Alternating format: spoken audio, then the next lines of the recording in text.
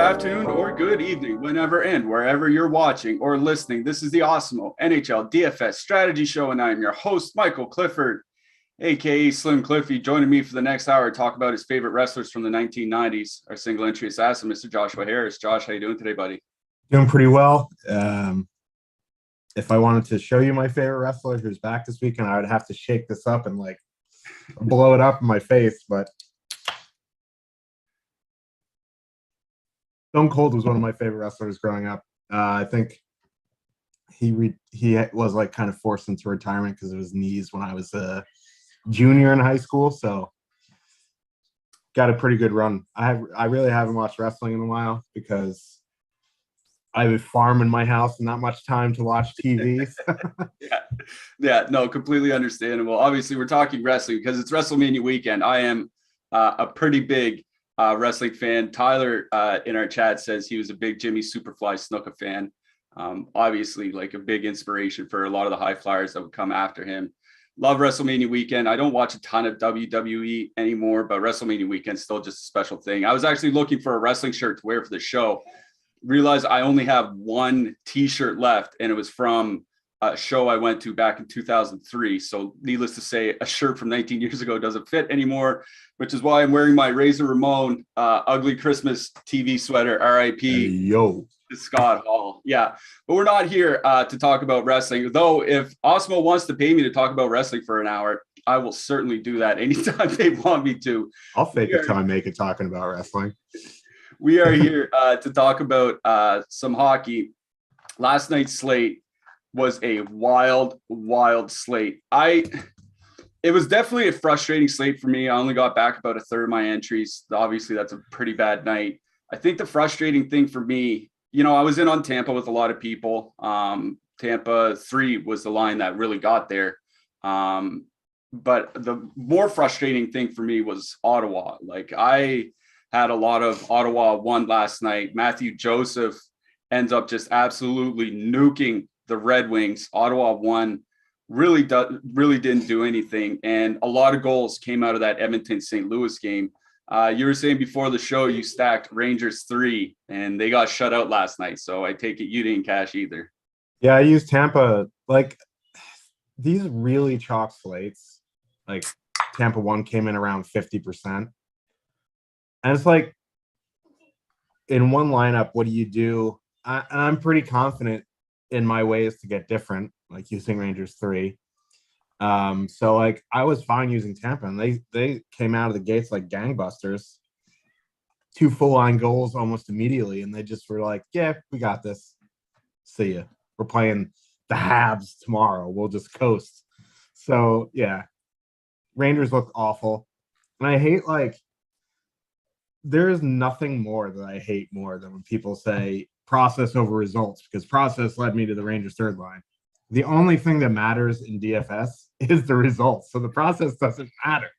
So like, yeah, my guys in Rangers 3 didn't do anything. Igor looked terrible, so I didn't cash. I had a one-off Jack Eichel as well. He had he had 2 goals immediately, hat-trick pick warning, and just faded the black for the rest of the game. Yeah. So here we are. Yeah, Vegas certainly did well against Seattle last night. I don't think that was wholly unexpected. The problem with Tampa Bay is, I think the problem we're going to run into with these very good teams, especially when they're at home, if they get up early, like you said, the Tampa top line scored 2 goals in the first 10 minutes of the first period. That pretty much salted away the game. Like, Braden Point played under 16:30 last night. Steven Stamkos under 18, Nikita Kucherov, who had basically been playing, 19, 20 minutes, averaging over 20 minutes over his last 10 games, played 17 and a half. So that's the problem here. We'll talk about Boston. We'll talk about, Calgary, those 2, Tampa Bay certainly today. That could be a problem with those teams. It's like, they get up early and then they kind of really sit back and spread out the ice time. Though I would say sometimes it ends up like last night where Tampa 3 goes off, and sometimes it ends up like Boston the other night where they just keep just slaughtering the goalie. Tampa still scored 3 goals after that. It was just that it came from the depth. And that's, those are the ice time concerns that we bring up all the time. It's just something we have to deal with, and that's just part of the last 4 weeks. That might speak to Tampa having better depth than the Bruins. You know what I mean? Like the Bruins to put it on them, they had to use their top six. You know, Tampa's like, yeah, we got these guys down on the bottom of the lineup who could do damage. So maybe that was a little flex from them, but who knows? We're at the point of the season where we just don't know. Yeah, I mean, you get new line combinations all the time with teams trying new stuff heading to the playoffs, or teams out of the playoffs, you know, throwing in young kids or trying different line combinations, seeing what they have for next year. Like, you know, over a third of the league is, you know, close to the half the league is already looking ahead to next year. Like you have 10, 12 teams that are just completely looking ahead to 2022, 23. So that's kind of the problem. But it was the St. Louis Edmonton game that really got a lot of people there. I saw in the 20 max a 3-way chop for first with the Edmonton St. Louis 2 game stack. You know, game stacks on shorter slates, we talk about it all the time. It is absolutely viable. I think, you know, with Jordan Binnington and Mike Smith in net, I don't think it was a huge surprise to see 11 goals coming in that game. So really a rough night for me. Some other people did very well. Let's hope we can put together a better night here tonight. We are brought to you by Yahoo Fantasy. Yahoo has been our sponsor for this season. They've been very good to us, and we'll talk about Yahoo a little bit later in the show. We have a special giveaway for first-time users. And before we get too much further, if you guys in the chat, if you guys could, please throw us a thumbs up, click that like button. Those likes really help us. The subscribes help us even more. So click that subscription if you haven't yet already. We are growing this channel, and the more subscriptions we have, the more shows we can bring. And of course, MLB is right around the corner. So there's going to be a lot of sports coming up very, very soon. Make sure you click that notification bell so that you do get alerts whenever we do go live. And of course, I'd like to give a special shout out to Josh's unofficial sponsor, as he showed earlier in the show, Bang Energy Drink, and my unofficial sponsor for today's show, White Claws. White Claws. Oh, I was gonna be like, that's early, but it's like 9 p.m. where you're at. So. Yeah, I'm in the Atlantic time zone, so it's later in the day. I'm not drinking in the morning here, so just getting ready for WrestleMania, let's say. But let's get to this first game here, Josh. It is one of the lopsided games that we alluded to a little bit ago. We have Columbus with a 2.4 implied goal total. They're going into Boston. The Boston Bruins have a 4.1 implied goal total. Now, obviously, this is a spot where we could see, you know, pretty heavy ownership on Boston. We do have an early top stacks run, and top stacks are free up on the site today for anybody to check out. So even if you're not a subscriber here at Awesemo, head on over to awesemo.com and check out our top stacks tool. It'll give you the chances that a stack will end up optimal, their expected ownership share, the leverage between the two. It's really a useful tool for anybody playing in tournaments. Looking at our top stacks tool, we have the top line coming in just under 19% ownership. The second line just over 13% ownership. So between the two, we're expecting nearly 1/3 of the field to either have Boston 1 or Boston 2 or some sort of power play / Josh stack, which means 1/3 of the field is going to have Boston in their lineups. It's kind of hard to argue with that. It is a 4.1 total. There are ice time concerns. We bring it up every time Boston is on the slate, but you know, they had ice time concerns against New Jersey and just absolutely beat their brains in. So is that something that can happen here against Columbus? Like, is that what you're expecting? What do you see here, Josh? So you look at the top stacks in the top stacks tool, you see Tampa Bay, you see Toronto, you see Calgary, and you see Boston. Every single one of those lines has time on ice issues. And the cheapest one is Boston 1. So it's not a huge shock to see them getting the most ownership besides Tampa Bay, because Tampa Bay is still too cheap. Now, you can't really take much away from that beating of New Jersey, because like the top line only played 13 minutes and they got it done in 13 minutes. It's like, yeah, this is a pretty good spot. I think a lot of people are going to leave DeBruskoff and go to Pasta again, and that makes them in the 22s, almost 23,000, which makes them the most expensive.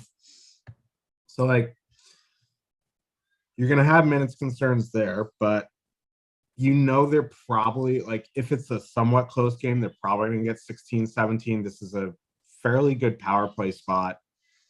The top line is going to get, Roslovic, Line, and yeah, they've been, in terms of like Line lines, like Roslovic actually being his center, they've put up probably better numbers than Line's had with any other center on the team, even Boone Jenner, which was kind of surprising because when you think the best defensive center on the Blue Jackets, you automatically go to Boone Jenner because there isn't much depth on the center down the middle for the Jackets. But realistically, this is a really, really good spot for the Bruins. Like, the line still underwater by shot share, and that's not surprising. But so yeah, you want to go Boston 1. I think going Boston power play is fine. Like, I was looking through this slate obviously this morning, and there's a lot of filler stuff you can do with expensive power play stacks. So I think, even just full power play stacking, you can leave, you don't have to go the full 5. You can do,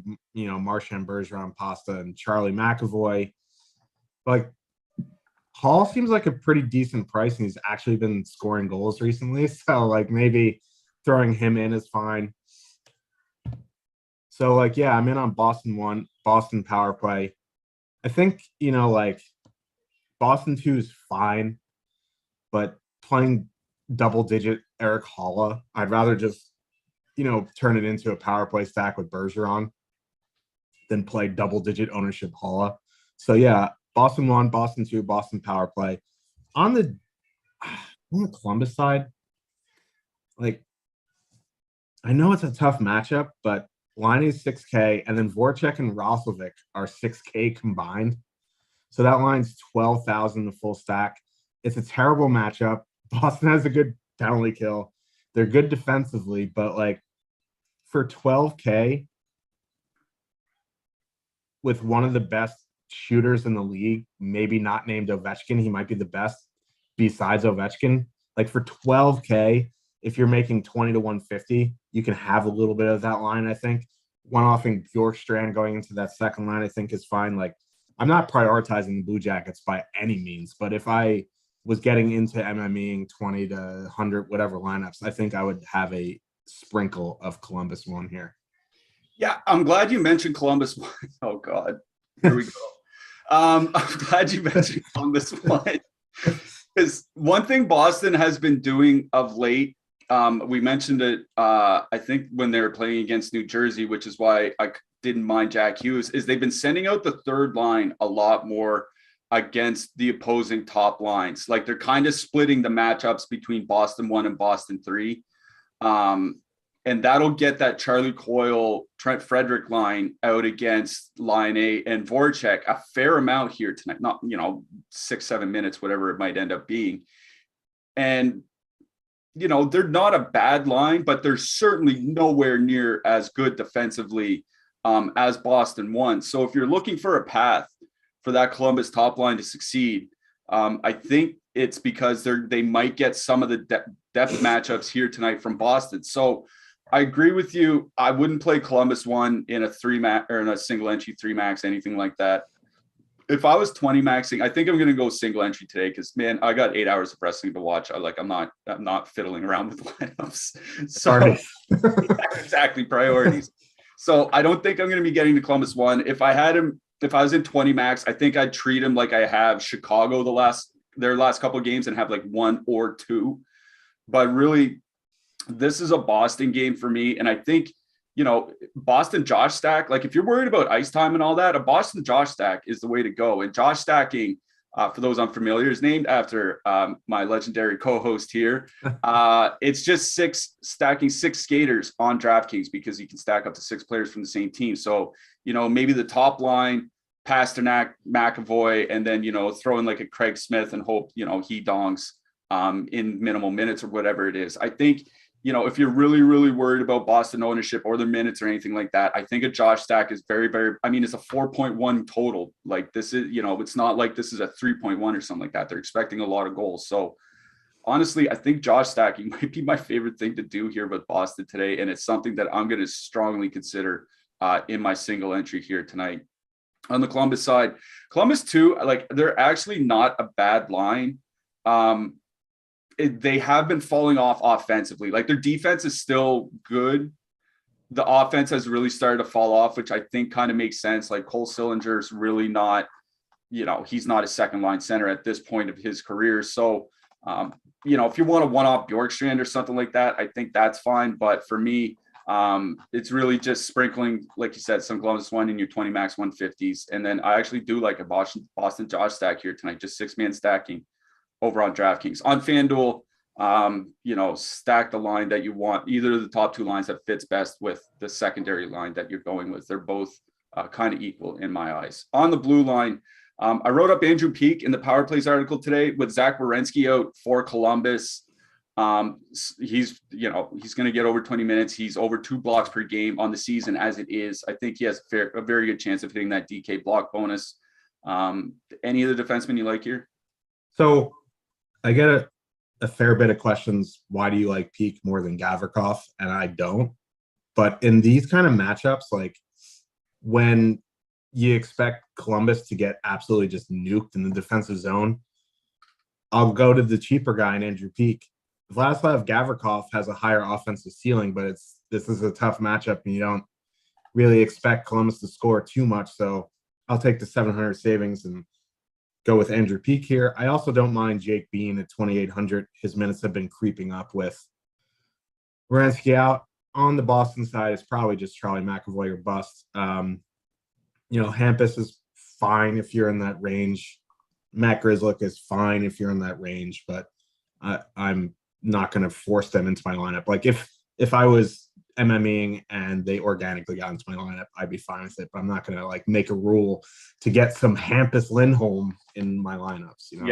I agree with that. Maybe he'd be part of like a Josh stack. If you don't want to get for McAvoy, maybe get a bit different with the ownership, then you throw in some Lindholm. Yep, that's fine by me. All right. Let's get to this other dandy here. Oh, this is a festival. Montreal, 2.5 implied goal total. They're going into Tampa Bay. The Bolts have a 3.9 implied goal total. As we mentioned earlier, Tampa Bay played last night. It's a back-to-back for them. Andre Vasilevsky started, so looks like it'll be Brian Elliott in net for Tampa Bay. Like, funny enough, he's had a good season. Yeah. And we've laughed at him, at times this year, but the numbers are what they are. He's been above average, not as good as Vasilevsky, but few goalies are, but he's been good. And, this isn't like Nico Dawes stepping in for, Mackenzie Blackwood or anything like that. Like, this is what looks to be at least a good goalie starting for Tampa Bay. On the other side, no goalie announced yet. I assume it's going to be Jake Allen. He's been getting the start since he came back from injury. I dropped it in our Discord. He's been averaging 42 shots against per game since he returned from injury. Like, this Montreal team is just really, really bad defensively. It is a back-to-back for Tampa Bay, but they're at home for both games, which certainly makes it a lot easier for them. They're not coming in with as much ownership as yesterday, but the top line's still coming in at about 25% by our projections. So at least over on DraftKings. So what do you think here, Josh? Yeah. So obviously you saw those top lines for Tampa get less minutes. I think they just didn't want to force a game where they knew they kind of had it in control when they were playing again tonight. So I probably expect them to play 16, 17 minutes again tonight. That being said, they're more expensive than they were yesterday. Arguably a better spot, which is hilarious because the Blackhawks is one of the best spots in the league. But I think there is merit to going back to them here. The Montreal penalty kill is worse than the Blackhawks penalty kill. I mean, when you're getting down to that nitty gritty, like they're both just bad. We'll just say that. So Tampa 1 here can score 3 power play goals, get all the bonus. That's what we're looking for last night, getting those bonuses. And I think that was the issue with that. And Hedman didn't have a great game from a DFS standpoint. So I think going back to Tampa 1 with Hedman is perfectly fine here. You just kind of hope that they just don't start coasting after that first period. They can maybe get to the bonuses, because once they start getting into the bonuses, that's where the lineups start really because Tampa did fine yesterday, but if they got into those 3-point bonuses, that's when you're going to start seeing them on the winning lineups. So yeah, I'm fine with Tampa 1 here.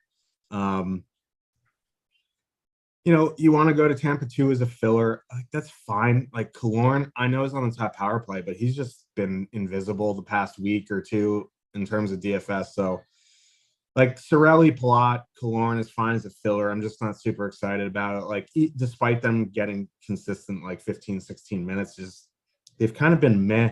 I think you can go to them just as a filler because again, they're getting 5-6% ownership, which is higher than I want for a filler, but it is almost a 4 total, and it does get you off the massive ownership of Tampa 1. You want to going to Tampa 3 here feels like you're chasing points. I mean, you can. It just feels a little chasey. On the Montreal side, is Rem Pitlick going to stick up there? Oh my God.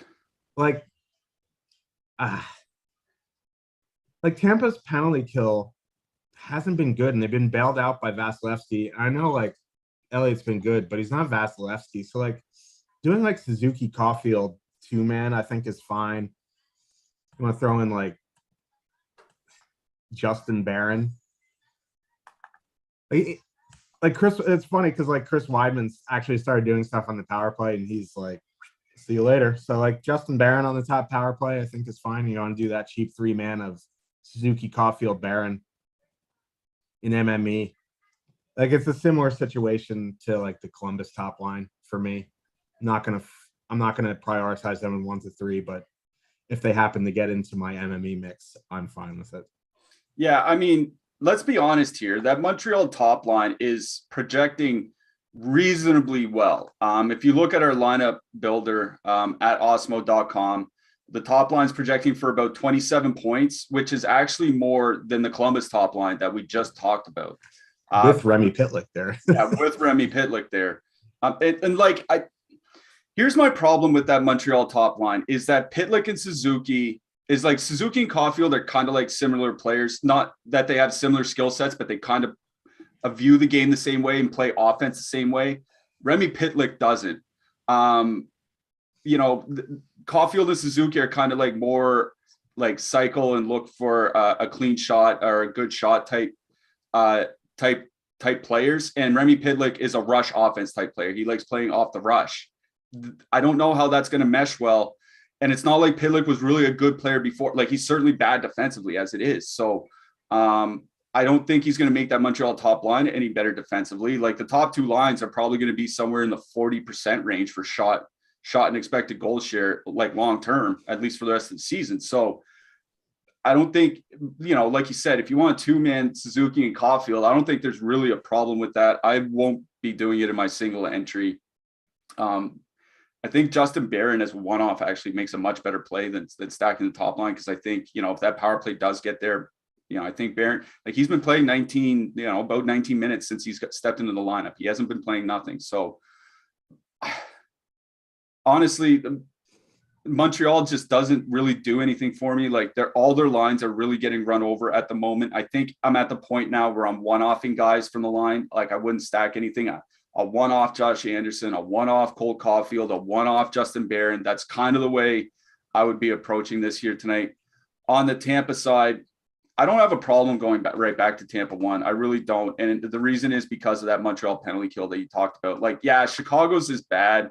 Montreal's might be the worst in the league. And that, that's not hyperbole. They're 31st by expected goals against over their last 15 games in the NHL. The goaltending's actually kind of saved them, which is why I don't mind Jake Allen. But yeah, right back to the Tampa top line, perfectly acceptable here. If you're worried about ownership, do like I just said with Boston and turn it into a Josh stack. Go with the Tampa top line, maybe add a couple guys from the third line. The third line has been good in a small sample together. Yeah. Add a couple guys from the third line, throw in, Sergachev or Hedman on the blue line, and then be on your way. So, yeah, I think Tampa 1 or Tampa Josh stack is the way to go, and then maybe some Montreal one-offs. On the blue line, I wrote up Mikhail Sergachev in the Power Plays article. He's consistently playing 22, 23 minutes a night with Ryan McDonough out. He only has, I think I said 4 shot bonuses on DraftKings this season, and all of them have come since February 1st. He's really kind of turned a corner over the last 2 months offensively. Not that he was ever bad. He was always good. It just seems like he's taking that next step. So I like Sergachev here today. On the Montreal side, like I said, one-offing Justin Barron if you want to see if that Tampa Bay penalty kill is going to fall off. I think he's fine. Otherwise, it's right back to Alex Romanov to get some blocks in. What do you think? Yep. Agree with that. I think Sergachev got a combo meal yesterday, or he was really, really close despite 1 shot away, I think. 1 shot away, yeah. So, yeah, and he's cheaper today than he was yesterday. So, very good play. Yeah, do like Sergachev again here today. Get access to all the great Awesemo Plus tools and content for nearly every DFS sport out there with an Awesemo Plus weekly pass for $29.95. This includes full access to all the premium content and tools on Awesemo.com, including player projections, ownership projections, our top stacks, our lineup builder, and a whole lot more.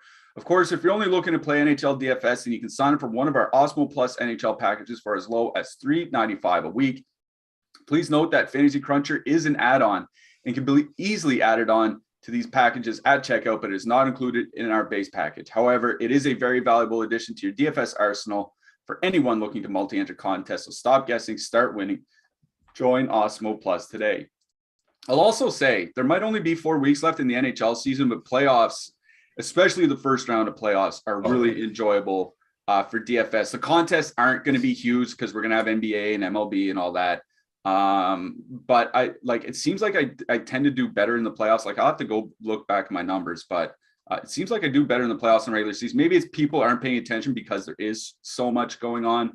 But yeah, $3.95 a week for our Awesemo Plus NHL package, and playoffs right around the corner. I think people will certainly enjoy playing DFS through the postseason. All right. Another lopsided matchup, it looks like. Toronto, 4.0 implied goal total. They're going into Philly to face the Flyers. Thankfully, Mike's not on the show, so we can really bash the Flyers here today. Okay. They have a 2.6 implied goal total. A couple early notes from the Flyers that I saw before we came on the air. Travis Konechny is out of the lineup. He had been skating on the second line with Kevin Hayes. That'll certainly change up that line. They've called up Hayden Hodgson. I'm assuming he slides right into that role on the second line, but I think, they're probably going to use that as a shutdown line. So are they going to send out Hayden Hodgson and Kevin Hayes against Austin Matthews, or are they going to change up their lines here a little bit? That's something I'm genuinely, maybe they're not thinking that much ahead. Do they actually really care that much? Especially where the team's at. Keith Yandel also being scratched. His Ironman streak is broken. I mean, he broke the record. He got the record. Let's face it. He hasn't been the same player this year that he's been in recent seasons. Certainly not an unwarranted healthy scratch. Philly's coming in with a 2.6 total here. It's higher than Columbus. It's higher than Montreal. It's the same as Minnesota. It's the same as St. Louis. It's the same as San Jose. They're not expecting nothing from Philly. They're not expecting nothing from Philly. And Toronto's goaltending has certainly been very leaky for about 3 months now. Is there anything on the Philly side you can get to? And then why don't you talk about what you like from what should be a very popular Toronto team here tonight? Yeah, I mean, the Flyers total is 2.6 because the Leafs are fraudulent in net and on the blue line. It is what it is. It is what it is. Everyone just gives me crap. We joke about it. The Leafs are going to lose in the first round. It's not really a joke because the teams who go deep in the playoffs have 2 things. They're good defensively and they have goalies. The Leafs have neither of that. So they can score. The Leafs are the East version of the Oilers. They're not as bad as the Oilers defensively in the blue line, but they're the East version of the Oilers in the sense that if they're going to win a series, it's going to be just high scoring, high event type deal. You know what I mean? So it is what it is. Do I like anything on the Flyers? I don't know. Maybe that third line of JVR, Morgan Frost, Owen Tippett, they're super cheap and they let you put in, if you're trying to, power play stack the Bruins or power play stack the Tampa Bay Lightning, like I think like a Frost JVR 2-man at 5,500 for some power play. I think that's fine. Like, is Kevin Hayes going to go out against Austin? Like, it doesn't like if Hayden Hodgson's there compared to who, like, it doesn't matter. Like, the Matthews line is just going to run over whoever they're going to face. Like, it's just a fact. Like, they can put their 3 best defensive players on a line, and the Matthews line will run them over. It's just going to be what it is. So on the Flyer side, don't mind that third line for a little bit of filler. Farabee Atkinson, I think, is fine as well. I worry that with Hayden Hodgson on the second line, new top center Joel Farabee might see some Austin Matthews matchup, and that's just a brutal matchup.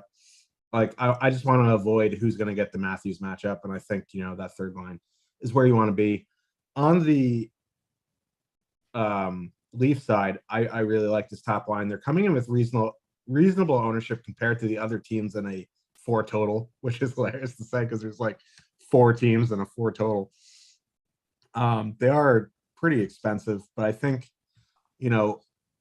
having Bunting in there, they're the most expensive line on DraftKings, despite Bunting being 4,400. So I think that's kind of bringing down ownership a little bit. And I think a lot of people are just going to leave Bunting off and just go like Matthews, Marner, Riley, or Matthews, Marner, Nylander, something like that. So I think full stacking that top line is a nice way to get lower ownership of the trio. You want a power play stack, I think that's fine. Going like Matthews, Marner, Nylander. I think Nylander is a nice one-off as well. You want like, if you're afraid of the expensiveness of Matthews and Marner, I think one-offing Nylander is fine on the top power play, but Toronto 1 for me. Toronto 2 is okay. Like, anyone but Kerfoot, I think, like even Colin Blackwell there, I'd be more interested in that line. So Toronto 1, Toronto power play for me, and a little bit of Flyers 3. Yeah, I'm glad.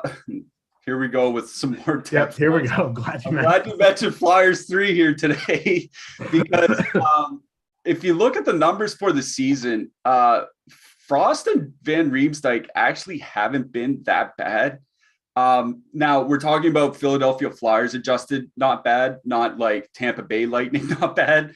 Not bad on the Philadelphia Flyers is a 48% scoring chance share, which not great, but Ilya Mikheyev has been moved up to the second line for Toronto, not on the third line anymore. William Nylander's there instead. I know Nylander had a great game, their last time out, but he's been, kind of bad for a couple months now. Maybe Mikheyev is about as good or better defensively than him. So maybe, Philly 3, I kind of like that. If you don't want a 2-man or 3-man stack him, I think, just one-off, get those huge savings with a one-off Van Riemsdyk. I think that's perfectly acceptable. I kind of like that call. That's probably where I would go for my Philly guys. Like, if you want to go to Atkinson because he's probably going to play like 18 or 19 minutes, like I'm not going to say no. But yeah, 16 minutes of James Van Riemsdyk against the depth from Toronto, against that goaltending, I kind of like that call. But yeah, on the Toronto side, like I really, really do like the top line here. But I think I'm going to do what I did with Toronto in their last game, and that's power play stack them. And the reason for that is the Philly penalty kill, not horrific, but bad, like floating around the bottom 10 of the league over the last month. It's certainly been in the bottom 10 for much of the season. Toronto's power play is generally elite. And if you're worried about some ownership, if you're worried about pricing, like, you can do I hate saying you can leave Austin Matthews off, but if you really, really want to, you leave Matthews off and go like, Tavares, Nylander, and Riley or something like that, or Tavares, or you just go Austin Matthews and Marner plus Tavares and get a really expensive stack and then look for cheap fillers elsewhere. I think Toronto power play stacking is kind of the way I would go here. I'm not sure if I would just straight Josh stack like I would Boston or Tampa.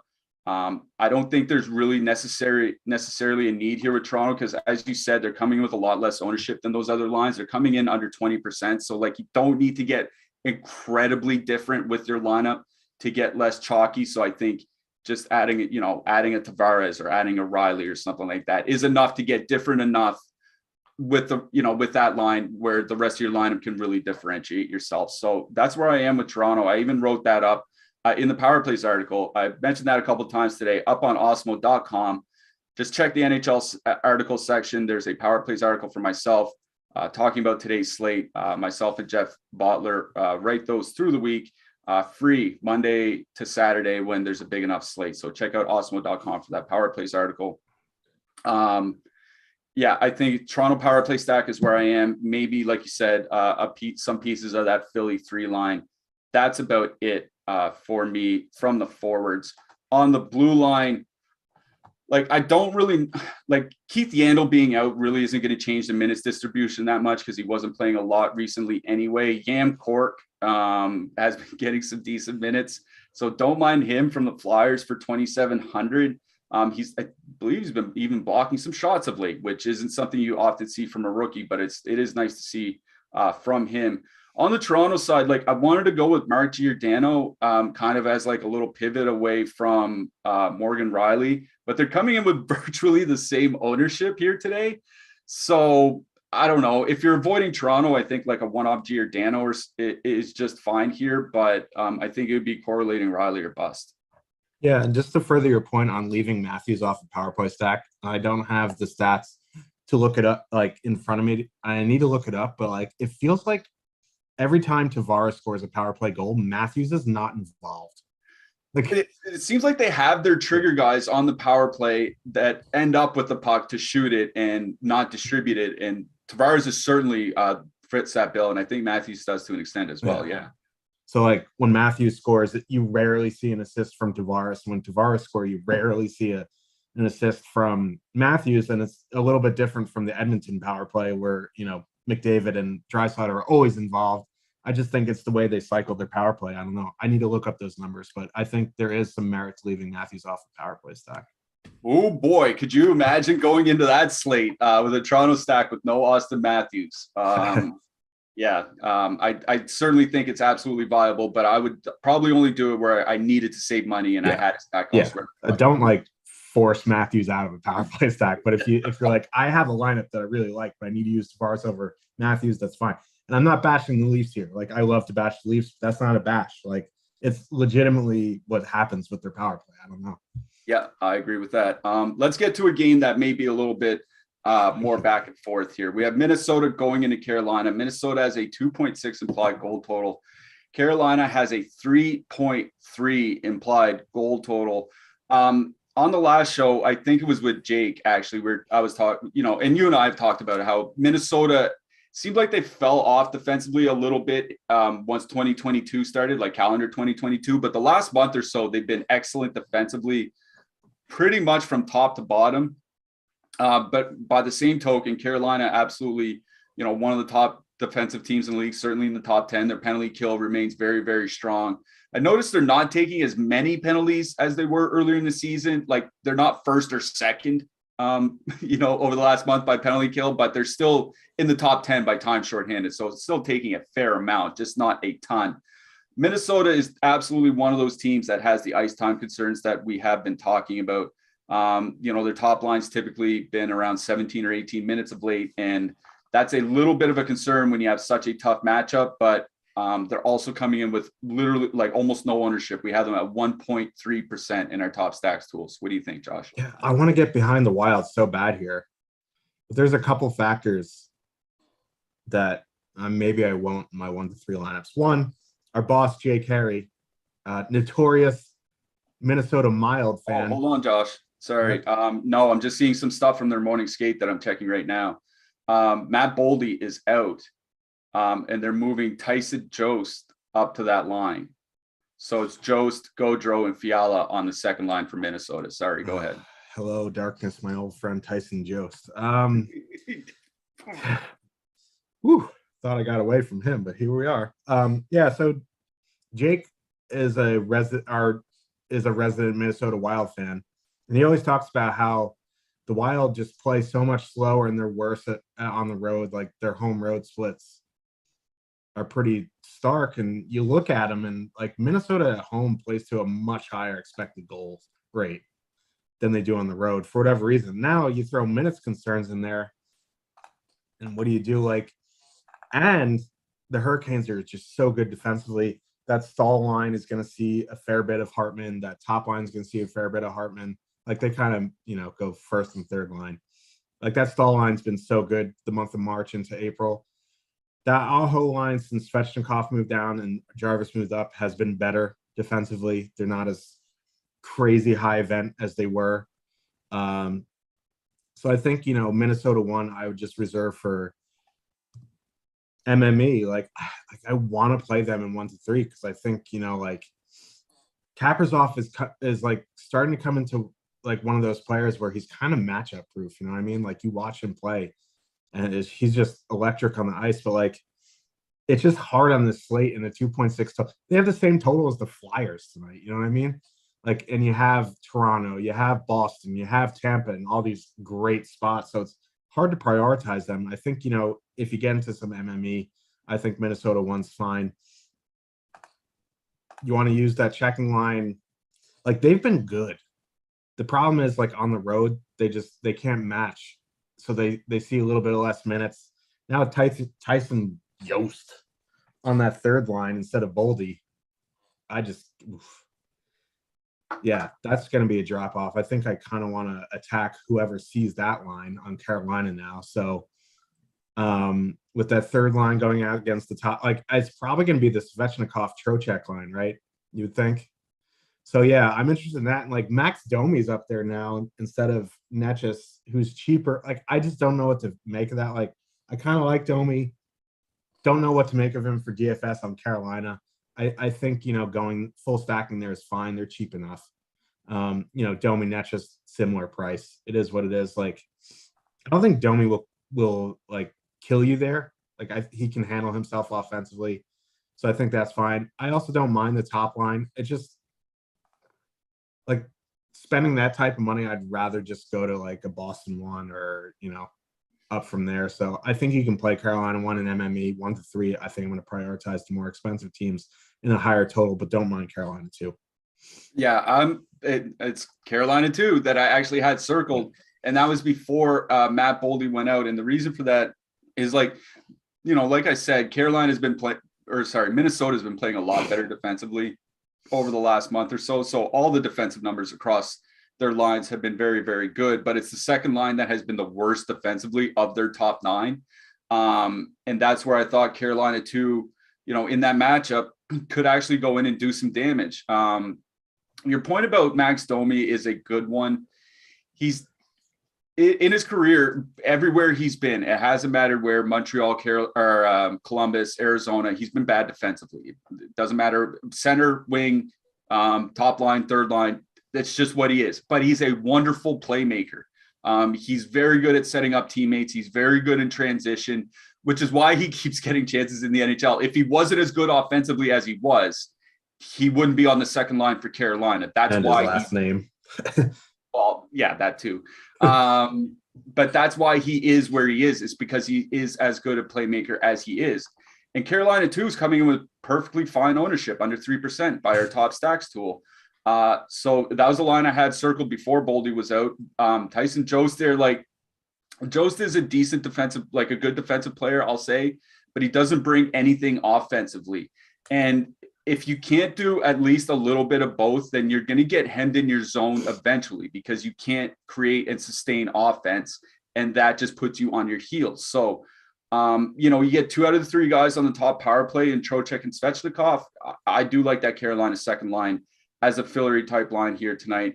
If you want to go to Carolina 1, they're relatively cheap, coming in with positive leverage. No issues there at all. I just think Carolina 2 going to that new Minnesota 2 line. I had it circled before Boldy, Tyson Jost, I think doesn't help there. So Carolina 2 for me. On the Minnesota side, like I really, really want to get behind that Minnesota top line. Problem is like those minutes concerns. Carolina has one of the best penalty kills in the league. And like I said earlier, they're taking fewer penalties. So, if they're taking fewer penalties with a great penalty kill, I don't think there's a lot there. So honestly, if anything, I would just, probably one off some guys. I think if you want to play Minnesota 1, I would probably just kind of one off Kaprizov here tonight. Maybe one off Fiala, something like that. I think that's where I am with Minnesota here. Carolina too is what I like most in this game. On the blue line, Carolina has really started to spread out the ice time amongst the defensemen. Their top four are basically all playing 20 to 22 minutes. And Slavin being on the second power play unit doesn't really change a whole lot for me. So Shea or Pesci, pick your favorite. I like both of those guys from Carolina here tonight. On the Minnesota side, really not a whole lot. I think Brodin's fine for 3,700 on DraftKings, but he's not a guy I'm like running out to play. What do you think? Yeah, I agree on Shea or Pesci. Minnesota side, it'd probably be Brodin or Middleton, depending on what you need in your last spot. Like they're better of the shot blockers, and you're probably going to need that because Carolina loves to shoot the puck. Yes, they certainly do. We have partnered with Yahoo Fantasy this NHL season to bring you some great offers. Check out our exclusive limited time offer, which gets you 1 free month of Awesemo Plus Platinum. To qualify, you need to be new to Yahoo. Sign up for an account via the link below, deposit and play. That's it. Yahoo will send us your name after you played in your first paid contest, and we will reach out via email with your coupon. Make sure to use our DFS tools and projections designed specifically for Yahoo to give yourself the best shot at winning big. All right, Josh, I hope you got your flow chart ready because I'm not sure which way this one is going to go. Los Angeles Kings, 2.8 implied goal total going into Winnipeg. The Jets have a 3.2 implied goal total. Stasny, Scheifele, Ehlers, top line for Winnipeg. Sanford on the second line for the Jets. I was actually looking at Winnipeg's Winnipeg second line's numbers. Dubois and Wheeler haven't really been that bad together. 48 scoring chances generated per 60 minutes in their sample without Ehlers on their line. Like that's a lot. On the Kings side, it's 4 in 6 games for them on the road, and 2 of those games went to overtime. I do think the Kings are a pretty good defensive team, but eventually I think they have to run out of steam. Josh, please tell me your flow chart. What does it say about this Winnipeg game? There's so much ownership on the Jets, and it drives me nuts. And I don't really know how they're going to match. Like, do you think Pierre-Luc Dubois is going to go out against Kopitar, or you think they're going to send out Adam Lowry or even Scheifele? Yeah, I honestly have no idea how this is going to go. Like, it's kind of important, no? Yeah, Zach Sanford moving to that second line would kind of indicate to me that maybe they want to make that more of a defensive line here today. But honestly, I think it's really hard to say how this lineup matching is going to go. If I were to play it safe, I would guess it's just line one against line one. But I'll just say I'm not expecting Lowry to go out. I don't think. Not with Andrew Kopp not there. Yeah. So like the Kopitar line on the road plays to such a slow pace. Like they're like Ryan O'Reilly and David Perron sludge fest slow on the road. And they haven't been great on the road either. Like I don't know if I want to play close to 20% Winnipeg on this slate. I know it's 4 and 6, but like chalk Winnipeg is just, it gives me migraines. Like granted Wheeler's not on that line. Like I think Scheifele Ehlers is fine. Like the Kings penalty kill is so bad. So I think power play stacking is a nice way to get different here. You just want to go straight up power play stack, go Scheifele Ehlers Dubois or Scheifele Ehlers Wheeler. I think Wheeler in a power play stack is fine. Like I'm not a huge fan of Blake Wheeler, and we all know that. But like in a power play stack, I think he's honestly fine. So I think a power play stack is how I would attack this ownership here. There's plenty of there's 5 guys on the top power play. There's plenty of ways to get different with that. So, I think including Morrissey is the way to go just because he's getting the lower ownership. And he's actually been pretty involved on the power play, which is, I don't want to say weird for Josh Morrissey, but like since he's been getting those big minutes, like he's not their best puck mover, and I don't understand why he's been getting 25 minutes, but I think you just include Josh Morrissey there. You'll get that group of guys at a lower ownership. So power play stack is the way to go. On the Kings side, 4 and 6, like I don't know. I think I would go to the second line here. They have a 2.8 total. like it's not nothing. It's one of the higher road totals we have for underdog. It might be the highest road underdog total we have. That second line, Victor Arvidsson's price has come down to 6,100 on DraftKings. I think he just full stacked that line at 4%. I'm not a huge believer in Winnipeg defensively. They don't have a great penalty kill. Not that, they have elite power play correlation here, but Danault's on the top power play. You get more in Arvidsson on the second power play unit, and they're just an excellent 5-on-5 line. So yeah, like I'm in on LA too. I wish some of these guys on the third line got more power play time because, that's going to be a good line next year, but I will save that for next year. So yeah, LA 2 for me, Winnipeg power play. Yeah, I agree with you on LA 2. I've made a bunch, like in the last couple of games, I've said a lot about why I'm not playing Los Angeles 1. They've gotten worse. Their last 100 minutes together, they're actually only 47% of the scoring chance share. Like they're just not generating anymore, and they're actually allowing a fair bit. So out on Kings 1, in on Kings 2. On the Winnipeg side, honestly, I think I might actually choke the chalk here with Winnipeg 1. That line has 90 minutes together under their new coach, since Paul Maurice stepped down. In those 90 minutes, 44 scoring chances generated per 60 minutes, controlling 58% of the scoring chance share. They've been really good. I do like that top line from Winnipeg here tonight. I'm not going to say I'm locking them into my to my single entry, but they're certainly going to be amongst the 4 or 5 lines that I'm going to be heavily considering here.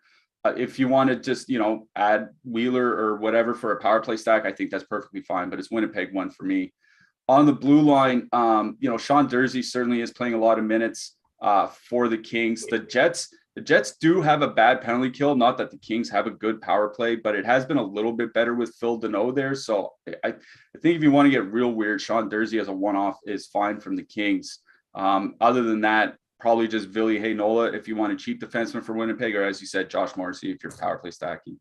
Yeah, I agree. I don't have time to go into a rant why I want Neil Pionk on the top power play unit. Yeah, I appreciate you saving us that. St. Louis, 2.6 implied goal total going into Calgary. The Flames have a 3.9 implied goal total. St. Louis, as we mentioned earlier, played last night in Edmonton. They pulled their goalies, so we don't know who's going to be starting here tonight. I assume it's going to be Husso, but you never really know. Maybe they want to try give Binnington a chance to redeem himself or whatever. I don't know what to make of this game because Calgary's another one of those teams that certainly is spreading out ice time. That St. Louis third line is absolutely awful. We talked about it yesterday on the show. Like they're like a 40% line. They got absolutely Vader choked by Edmonton last night. And Toropchenko's playing basically as much as Tarasenko over the last couple of games. I don't get it. I like Calgary here, but the spread out ice time with ownership and pricing concerns certainly. The Calgary top line is over 20K on DraftKings. What do you think, Josh?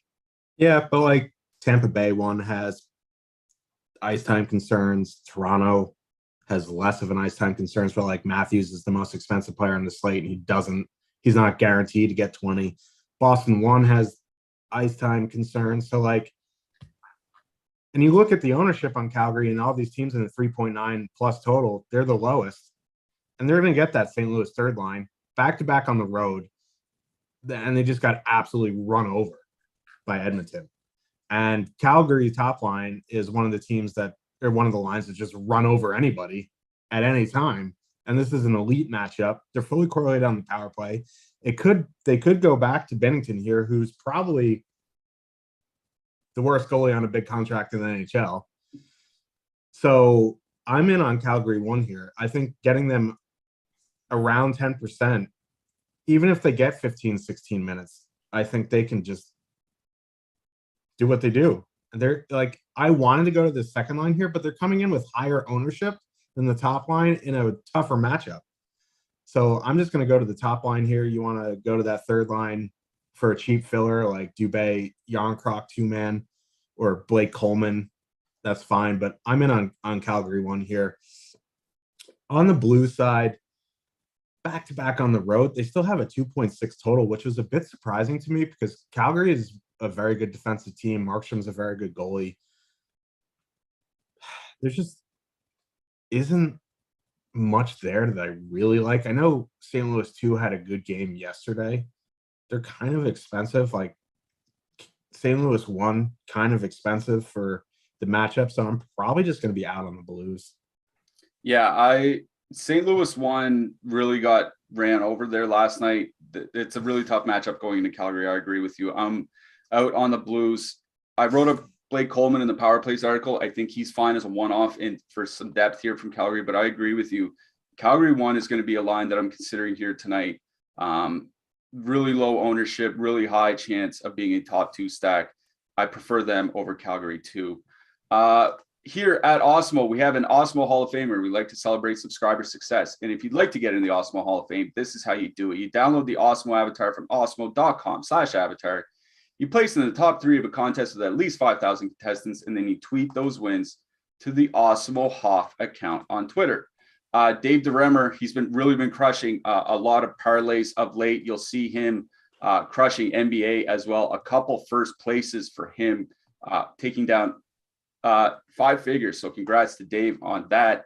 Mike Diamond taking down 3rd place in NBA on Tuesday for a 15K hit. Nice job. Tyler Matisse, we've talked about him in PGA at 80K, 2nd place over the weekend. Congrats to him. K Silva, CSGO, 1st place solo takedown. Doesn't always happen. Congrats on that. Playing some esports, and of course, Rocker Roller, 1st place in NASCAR, solo first, taking down 20K last weekend as well. Coming up after us, we have the NBA Deeper Dive coming up at 5:30 Eastern with Eitan and Ryan, and then the Live Before Lock right after that with Greg and Lamarca. All right, Josh, we got a couple minutes left. Let's finish this off. Dallas 3.1 implied goal total going into San Jose. The Sharks have a 2.6 implied goal total. Miro Heiskanen back, I think, makes a big difference for Dallas here. I was looking at the defensive numbers for the top line with and without him, and they're pretty stark. But that also tells me that this Dallas team is really bad defensively when he's off the ice. And that San Jose top line has been generating a ton of late. I will say flat out that I really do like Dallas 1 here in this matchup going into San Jose, mainly because the San Jose penalty kill has been falling off and the Dallas power play has been getting better. So if you want to go to, a lower owned top line that isn't super expensive, at least over on DraftKings, Dallas 1 is certainly it. I like Dallas 1 in this game. I also like San Jose 1 just because of how good they have been offensively. And they're coming in with positive leverage here today, only 4% by our top stacks. So I like both top lines in this game. What do you think?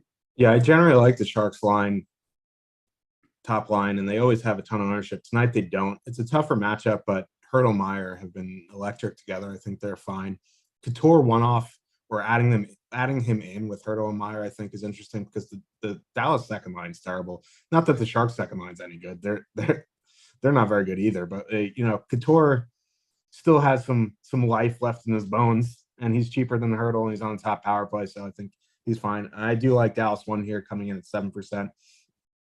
Like, I've run out of things to, adjectives to describe Dallas 1. I really like them as a top line. They're an elite line. It is what it is. People don't want to agree. That's fine. I'm in on Dallas 1. Sharks are just bad defensively. Their penalty kill has started to slip. Yeah, it's just a game where it's the top lines are bust, right? Like the depth from both sides have just let's just get that out of the way. Both top lines in this game, but if I had to pick one or the other, I do really like Dallas 1 because that San Jose penalty kill has been on a little bit of a slide. Real quick, any defenseman in that game that you like? Miro Heiskanen, they said they wanted to control his minutes, and I think he played 27 minutes in their last game. So yeah. I think on FanDuel, at least Heiskanen is still cheap. So at least on FanDuel, I like him over there. Anybody else? I'm fine on DraftKings too. He's 4,600 on DraftKings. That's too cheap for Miro Heiskanen. So I in on him. One of Carlson or Burns, I guess, is fine. I'd probably play Burns, but I'm not going to force him into my lineup. Yeah, I'll say Jacob Magna too as a kind of a punt on the San Jose side, he especially on DraftKings where he can get that block bonus. All right, we got to get out of here. I've got some WrestleMania to watch. No, that's not till later, but we've got hat trick picks and goalies to talk about. Josh, I'm going to ask you for those. My hat trick pick is Steven Stamkos. I'm just going chalk. I'm not going to get too fancy here today. The goalies I like, I wrote up Connor Hellebuck. I like him. Marc-Andre Fleury. And if he starts, Ville Husso for St. Louis. Who you got? Yeah, I wrote down Freddie at 8K, Marc-Andre Fleury 7.4, Markstrom 8.1, and Jake Allen with the question mark. He's going to, so if you want to get spicy, Jake Allen. And my hat trick pick's going to be Juanito Hockey, Johnny Gaudreau. Ooh, I love that. Johnny Gaudreau, hopefully he smashes here tonight. I do like Calgary one as well. All right, Johnny Gaudreau, Steven Stamkos, your hat trick picks. We are out of here. We will be back on Monday. A couple NBA shows a little bit later in the day. Until Monday, for producer Tyler, for Josh, our single entry assassin, I'm Michael Clifford saying good luck tonight, everybody.